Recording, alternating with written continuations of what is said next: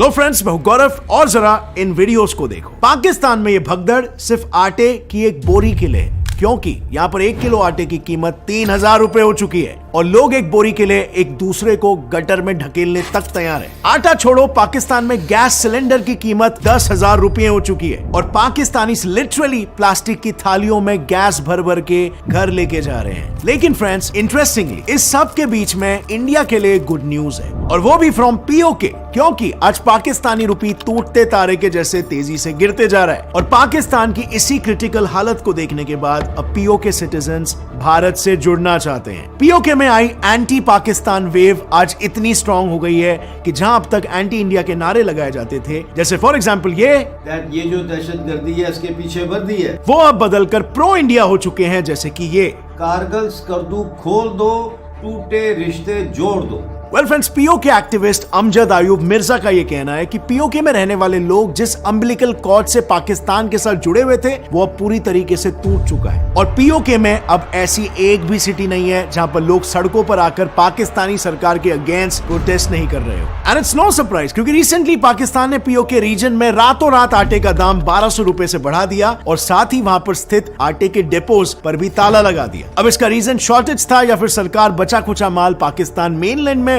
Utilise करना चाहती थी, ये बता पाना मुश्किल है, पर इतना जरूर तय है कि पीओके वासियों को ये आटा हजम नहीं हो रहा है और पाकिस्तान अपनी गलतियों को समझ चुका है। अभी हाल ही में खुद पाकिस्तान के पीएम शहबाज शरीफ ने यह कहा कि पाकिस्तान ने इंडिया के साथ 3 जंगें लड़ी है, पर उसे बदले में बर्बादी, गरीबी और बेरोजगारी के अलावा और कुछ नहीं मिला और इसीलिए अब वो इंडिया के साथ बैठकर कश्मीर के मुद्दे को रिजॉल्व करना चाहते हैं। सो अब सवाल यह आता है कि क्या पीओके फाइनली और राइटफुली वापस इंडिया के कंट्रोल में आ जाएगा? Well, this is definitely friends something to look forward to, but फिलहाल कंटिन्यू करते हैं कि पाकिस्तान की करंट इकोनॉमिक सिचुएशन क्या है कि शहबाज शरीफ को आके ये बात करना पड़ गया। सो जैसे कि मैंने आपको एक आइडिया दे दिया, वहां पर कुकिंग गैस थैलियों में मिल रहा है क्योंकि सिलेंडर में गैस खरीदने के लिए 10,000 रुपए लोगों के पास नहीं है। तेल का रेट 480 रुपए पर लीटर हो गया है और घी का 250 रुपए पर किलो। वेल, इस स्पीड से बढ़ती कीमत का रीजन है पाकिस्तान का इन्फ्लेशन। अब इसके अलावा पाकिस्तान का फिस्कल डेफिसिट 115% पर है,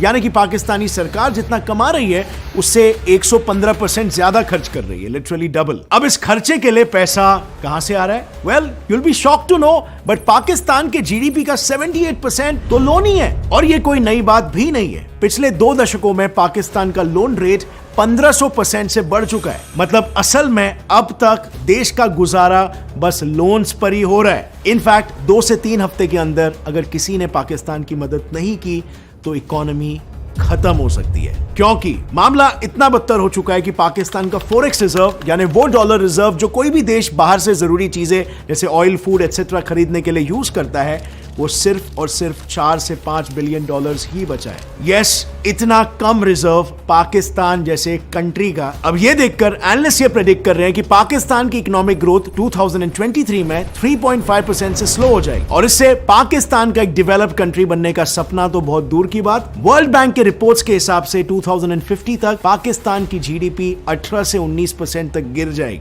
अब फ्रेंड्स, ये देखकर मे भी आपके दिमाग में सवाल आ रहा होगा कि क्यों एक देश इंडिया जैसा डेवलपमेंट के रास्ते में चल रहा है, कुछ डेवलप्ड कंट्रीज है बट कुछ पाकिस्तान जैसे भी देश है, आखिर कैसे एक कंट्री की इकोनॉमी डेवलपिंग से डेवलप्ड कंट्री में ट्रांसफॉर्म होती है? वेल, ये प्रोसेस आपको काफी कॉम्प्लिकेटेड लग रहा होगा, लेकिन असल में it's very easy to understand और इसके लिए आपको कोई मोटी किताब खरीदने की जरूरत नहीं है, बल्कि आप एक सिंपल सा easy to understand audio book economic history of developed countries, इसको सुन सकते हो कुकू एफएम प्लेटफॉर्म पर। यह बुक आपको बताएगी डेवलप्ड कंट्रीज में इकोनॉमिक ट्रांसफॉर्मेशन कैसे होता है, इनकम इनइक्वालिटी का मामला कैसे सॉल्व किया जाता है और एक कंट्री फाइनली डेवलप्ड कंट्री कैसे बनती है। बहुत सी जानकारी मिलेगी। मेरे लिए सबसे आई ओपनिंग चैप्टर था ग्रोथ इल्यूजन का, जो कि एक रियलिटी है कि गवर्नमेंट किस तरीके से बताती है कि असल में तरक्की हो रही है, लेकिन असल में बात कुछ और ही होता है। और friends, thanks to Kuku FM, इस बुक को आप सुन सकते हो 2 रुपए से भी कम में और ऐसे ही 10,000 प्लस ऑडियो बुक्स भी सुन सकते हो। कुकू एफएम पर 2.3 million plus paid active subscribers हैं मेरी तरह, जो अपने इंटरेस्ट के अकॉर्डिंग ऑडियो बुक्स को सुनते हैं और उनके अमेजिंग फीचर्स जैसे sleep timer,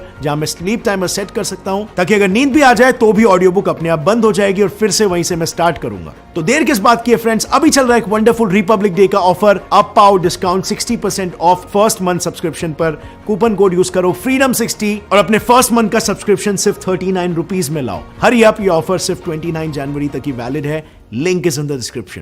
and now let's come back to the topic. और हमारे देश में तो बिलियनर्स ऐसे जिनका करंट नेटवर्थ इससे 25 गुना ज्यादा है। सो पाकिस्तान की इकोनॉमी किस कदर तक आ पहुंची है वो हम इस खचाखच भरे स्टेडियम से ही पता लगा सकते। ये भीड़ किसी मैच के लिए नहीं है, बल्कि ये सब नौकरी मिलने की उम्मीद में गवर्नमेंट एग्जाम देने बैठे हैं। और इसीलिए फ्रेंड्स, क्योंकि पाकिस्तान के आज 31% नौजवान अनएम्प्लॉयड है। तो वेल, ऐसी सिचुएशन में सरकार का क्या सोल्यूशन है? वेल, सभी मार्केट्स और मॉल्स रात के 8:30 बजे तक बंद हो जाएंगे और रेस्टोरेंट्स 10 बजे तक। यहां तक कि सभी government employees work from home करेंगे और जो भी इमरजेंसी मीटिंग्स ऑर्गेनाइज करनी होगी वो सिर्फ और सिर्फ डे लाइट में ही होगा, क्योंकि सरकार ने इलेक्ट्रिसिटी के चार्जेस इंक्रीज कर दिए हैं। आज पाकिस्तान को पर यूनिट के लिए 20 रुपए देने पड़ रहे हैं, जो कुछ ही साल पहले 3 रुपए हुआ करते थे। अब इसे ऐसे समझो कि अगर आप सिर्फ एक बल्ब को 1 घंटे तक ऑन रखोगे तो 1 यूनिट यूज हो गया, मतलब 20 रुपए आपके खर्च हो गए।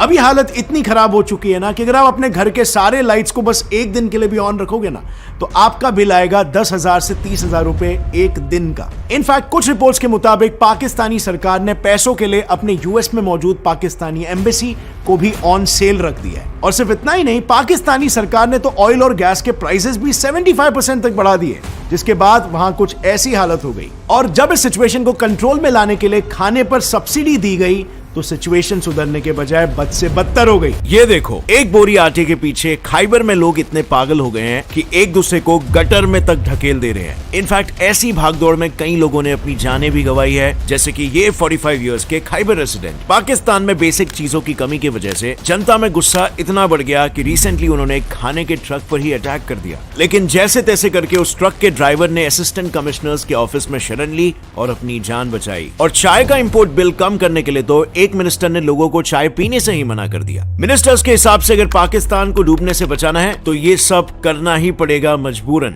और ये सब देखकर पीएम शहबाज शरीफ भी अपनी शर्मिंदगी जाहिर करने से खुद को रोक नहीं पाए। उन्होंने कहा कि पाकिस्तान जैसे एक न्यूक्लियर पावर स्टेट को दूसरे देशों के सामने हाथ फैलाना शोभा नहीं देता। आप कहते तो नहीं, लेकिन दिल के अंदर तो आप समझते होंगे ये पैसे मांगने आ गए हैं। तो मैंने कहा कि ये पाकिस्तान, एक मिसाल इसकी ये है कि एक हाथ में हमारे एक न्यूक्लियर ताकत है और दूसरे हाथ में कशकोल। पाकिस्तान के पास एक्चुअली कोई और रास्ता ही नहीं है, और इसीलिए जहां एक तरफ पाकिस्तान के पीएम चाइना के सामने हाथ फैला रहे हैं, वहीं पर दूसरी तरफ army general Asim Munir Saudi से। पर क्या इतनी क्रिटिकल सिचुएशन में कोई देश पाकिस्तान की मदद करना चाहेगा? वेल, चाइना तो नहीं। सो पाकिस्तान ऑलरेडी चाइना के $30 बिलियन के कर्जे में। इनफैक्ट पाकिस्तान के टोटल लोन का 30% तो चाइना से ही आया है। और ब्लूम्सबर्ग के अनुसार यही रीजन है कि चाइना फिर से पैसा देने के लिए झिझक रहा है। लेकिन लकीली सऊदी ने पाकिस्तान को $3 बिलियन का एड दिया है और आज के तारीख में पाकिस्तान उसी पर सर्वाइव कर रहा है। ऐसे में पाकिस्तान का आखिरी रिसोर्ट है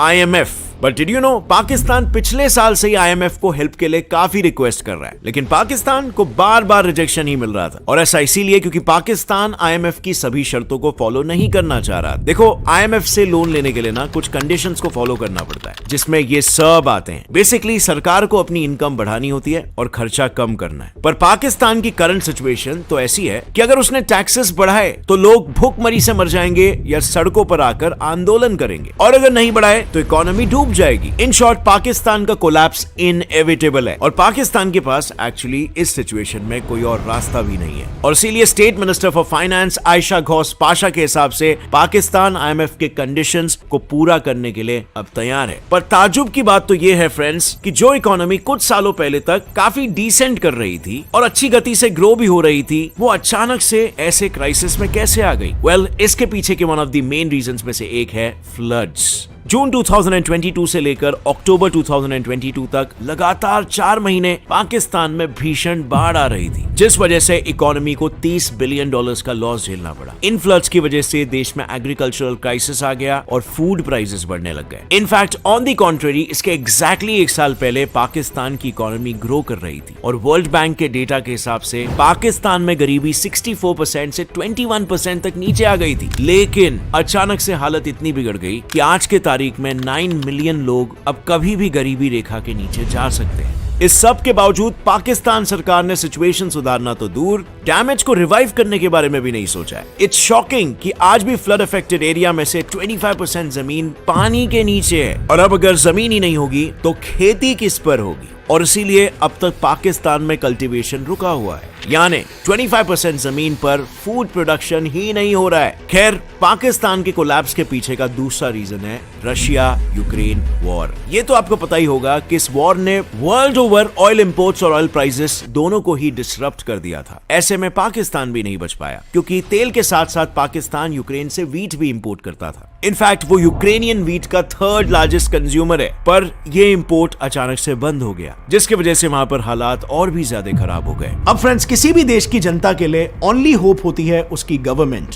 पर पाकिस्तान की पॉलिटिकल इंस्टेबिलिटी ने सिचुएशन को 10 गुना और खराब कर दिया है। इतना इंटेंस सिचुएशन होने के बावजूद भी गवर्नमेंट का पूरा फोकस अब भी पॉलिटिक्स और पैसों पर है। पाकिस्तानी किसान इत्तेहाद पीकेआई के प्रेसिडेंट के अनुसार सरकार को 1 साल से दिख रहा था कि देश में अनाज की कमी हो रही है, पर फिर भी इन्होंने एक्सपोर्ट करना बंद नहीं किया, और इसीलिए आज सिचुएशन इस कदर हाथ से निकल चुकी है कि लोग रोटी तक के लिए एक दूसरे से झगड़ा कर रहे हैं।